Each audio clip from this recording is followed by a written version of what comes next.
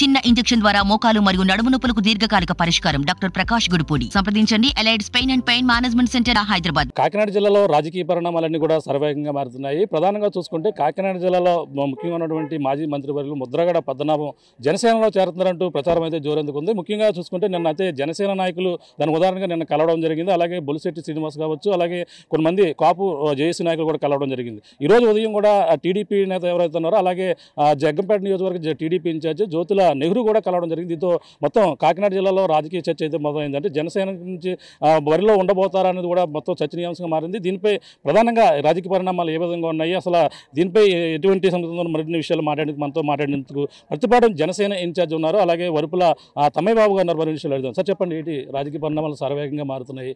ముద్రగడ పద్మనాభం జనసేనలోకి వస్తున్నట్టు జనసేన నాయకులు కూడా రావడం కలవడం, ఈరోజు టీడీపీ నేత నెహ్రూ కూడా రావడం, ఇవన్నీ కూడా ఎలా చూడాలండి? పద్మనాభం గారు ఈ రాష్ట్రంలోనే అశేషమైన అభిమానుల్ని, కార్యకర్తల్ని, అలాగే కులపరంగా కూడా ఈ రాష్ట్రంలో కాపులకి ఒక దిక్సూచిగా, ఒక దిశానిర్దేశం చేసేటువంటి నాయకుడిగా కూడా మరి ఆయన ఉండడం జరిగింది. అటువంటి నాయకుడు ఈ రోజున రాష్ట్ర రాజకీయాల్లో జనసేన పార్టీలో చేరితే మా పార్టీ మరింత బలోపేతం అవుద్దని చెప్పేసి ఉద్దేశంతో మరి జనసేన పార్టీ నుంచి మా అధ్యక్షులు పవన్ కళ్యాణ్ గారు పద్మనాభం గారిని రిక్వెస్ట్ చేయడం జరిగింది. మరి దానికి ఆయన కూడా సానుకూలంగా స్పందించారు.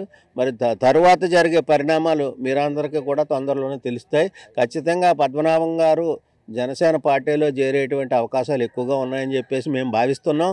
అందుకే ప్రత్యేకంగా ప్రతిపాడు నుంచి కూడా వచ్చి పోటీ చేయమని చెప్పేసి అడగడానికి జనసేన పార్టీ ఇన్ఛార్జిగా నేను కూడా ఇక్కడికి రావడం జరిగింది.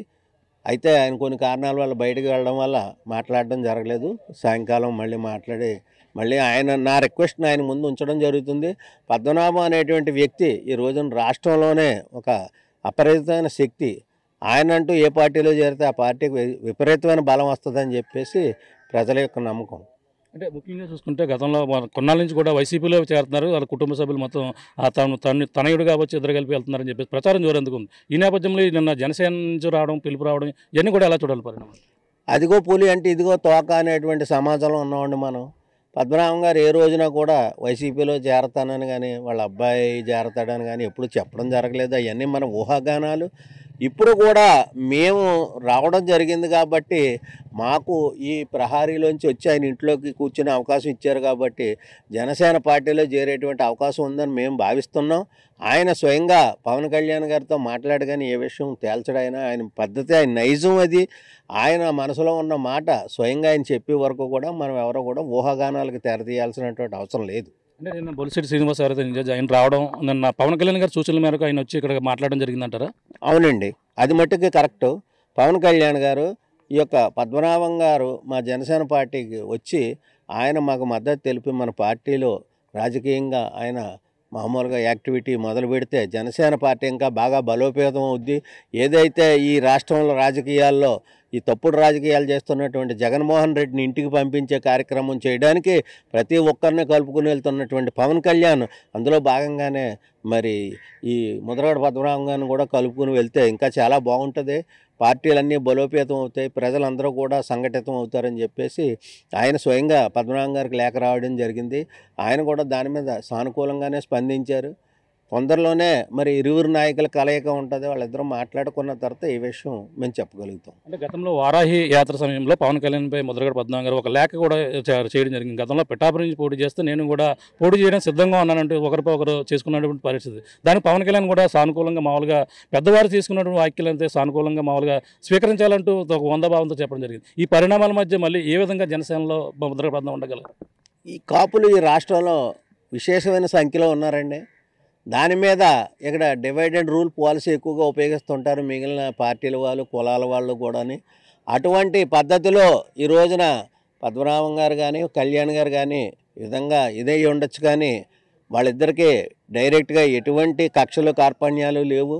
ఇద్దరూ కూడా ఒకే జాతికి చెందినటువంటి, అంటే వాళ్ళ నైజం అన్న మాటకి కట్టుబడి ఎంత దూరమైనా వెళ్ళేటువంటి పరిస్థితి ఉంది వీళ్ళిద్దరికీ కూడా. అటువంటి నాయకుల మధ్య ఇటువంటి గొడవలు వచ్చేటువంటి పరిస్థితి ఏమీ లేదు. ఇద్దరు ఒక ముఖాముఖి కూడా ఏమనుకున్నది కూడా లేదు. రేపు రానున్న రోజుల్లో ఇద్దరు కలిసి పనిచేసేటువంటి కార్యక్రమం జరుగుతుందని చెప్పేసి ఆంధ్ర రాష్ట్రం అంతా కూడా ఎదురు చూస్తుంది.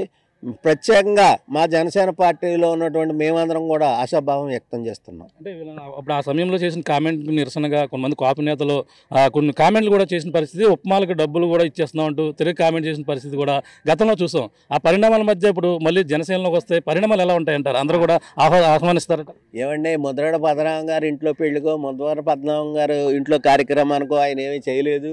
మా జాతి గురించి, మా జాతిలో ఉన్నటువంటి ఈ యొక్క ఏదైతే అసౌకర్యాలు ఉన్నాయో అవన్నీ కూడా పూడ్చే విధంగా, జాతిని ముందుకు తీసుకెళ్లే విధంగా ఆయన ఒక కార్యక్రమం చేయడం జరిగింది. ఎన్నో ఉద్యమాలు చేశాడు, ఎన్నోసార్లు నిరాహార దీక్షలు చేసి ఆయన ఆరోగ్యం పాడు చేసుకున్నాడు. అదంతా కూడా జాతి గురించి చేశారు తప్ప ఆయన వ్యక్తిగత స్వార్థం గురించి కాదు. అటువంటివి రాజకీయంలో రకరకాలుగా ఉంటాయి. నేను ఈ రోజున ఈ జగన్మోహన్ రెడ్డిని విమర్శిస్తున్నాను, రేపొద్దున్న ఆయన్ని పొగడచ్చు.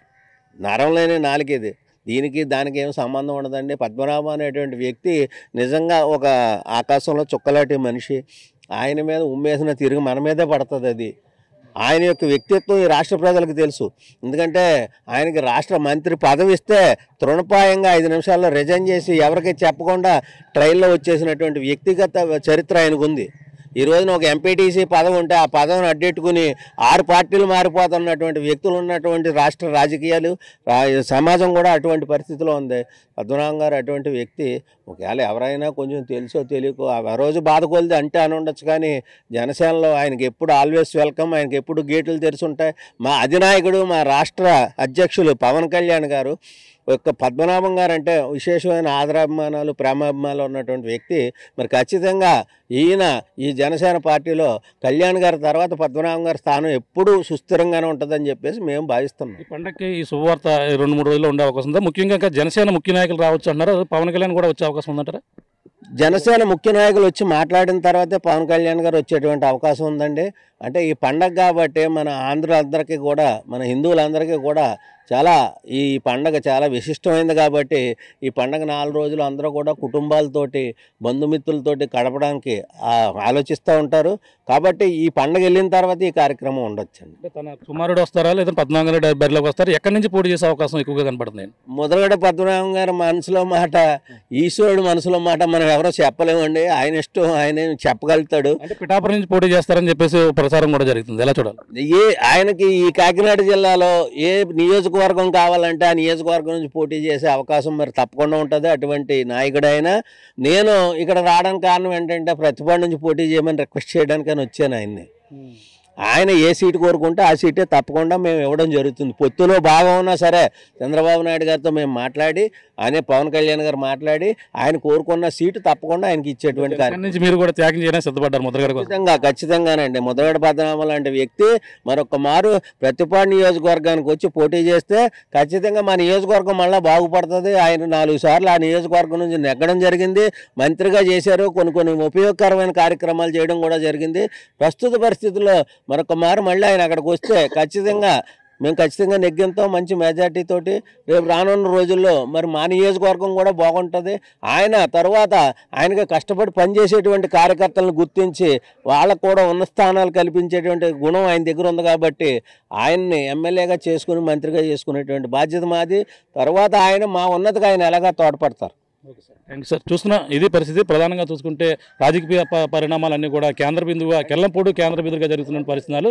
ప్రధానంగా కాకినాడ జిల్లాలో ఉన్నటువంటి ప్రధానంగా కెల్లంపూడిలో ఇప్పుడంతా కూడా ఓ పక్కన నిన్న జనసేన నాయకులు కలిసిన సందర్భం, ఓ పక్కన ఈరోజు ఉదయం జ్యోతుల నెహ్రూ టీడీపీ నుంచి వచ్చి కలిసిన సందర్భం, అన్ని కూడా పరిణామాలను చూస్తుంటే జనసేన నుంచి ముద్రగడ పద్మనాభం బరిలో ఉండే అవకాశాలు ఉన్నాయంటూ క్లియర్ కట్గా కనబడుతుంది. దీనికి ఉదాహరణ పత్తిపాడు నియోజకవర్గం నుంచి వచ్చినటువంటి జనసేన ఇన్ఛార్జ్ ఎవరైతే ఉన్నారో అలాగే వరుపుల తమ్మయ్య బాబు కూడా ఇక్కడికి వచ్చి ఆయన అంతా కూడా పత్తిపాడు నుంచి కూడా పోటీ చేయాలంటూ ఆయన ఆహ్వానించిన పరిస్థితి. ఆయన వచ్చిన కాకినాడ జిల్లాలో ఏ నియోజకవర్గం నుంచి పోటీ చేసినా సరే మేమంతా కూడా కలిసికట్టుగా కృషి చేసి ఆయన గెలుపు కృషి చేస్తామన్నారు. అంటే పెద్ద నాయకులు ఎవరైతే ఉన్నారో కాపు ఉన్నత నాయకులు అందరూ కూడా సముచిత స్థానం ఇవ్వడం జరుగుతుంది. ఆ నేపథ్యంలో ముద్రగడ తర్వాత కాపు నేతగా పవన్ కళ్యాణ్ చూసుకుంటాం.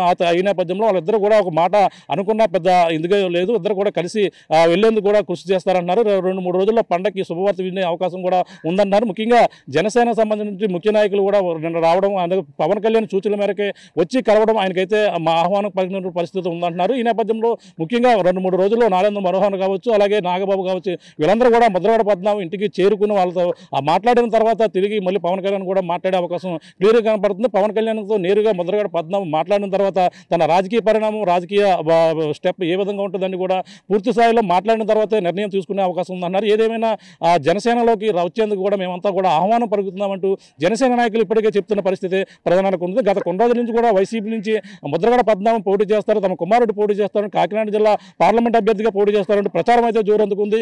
పండగ ముఖ్యంగా జనవరి 1 తర్వాత దీనిపై ప్రకటన ఉంటుందంటూ ఒక ప్రచారం కూడా జోరందుకుంది. కానీ సడన్గా నిన్న జరిగినటువంటి జనసేన నాయకులు కలవడం, మళ్ళీ ఈరోజు టీడీపీ నాయకులు కలవడం, మొత్తం రాజకీయ పరిణామాలు పూర్తిగా మారిపోతున్నాయని మనం ప్రధానంగా చెప్పొచ్చు. ఏదేమన్నా ఈ పరిణామం ఏ విధంగా ఉంటుంది, జనసేనలోకి వచ్చి పోటీ చేస్తారా, ఏ నియోజకవర్గం నుంచి పోటీ చేస్తారు, పిఠాపురం నుంచి పోటీ చేస్తారంటూ ప్రచారం జోరందుకుంటుంది. ఈ నేపథ్యంలో ఎక్కడి నుంచి పోటీ చేస్తారని కూడా సర్వత్రా ఉత్కంఠగా ఉంది. నిజంగా జనసేనలోకి వస్తే అందరూ ఆహ్వానించడం మేమంతా సిద్ధంగా ఉన్నామంటున్న పరిస్థితి ప్రధానంగా కనపడుతుంది. ఇది కూడా తాజా పరిస్థితి. కేవలం బాలుతో ప్రకాష్, RTV, కెర్లంపూడి నుంచి. మరిన్ని వీడియోస్ కోసం ఛానల్ ని సబ్స్క్రైబ్ చేయండి, లేటెస్ట్ అప్డేట్స్ కోసం వాట్సాప్ ఛానల్ ని ఫాలో చేయండి, అండ్ లింక్ డిస్క్రిప్షన్ లో ఉంది.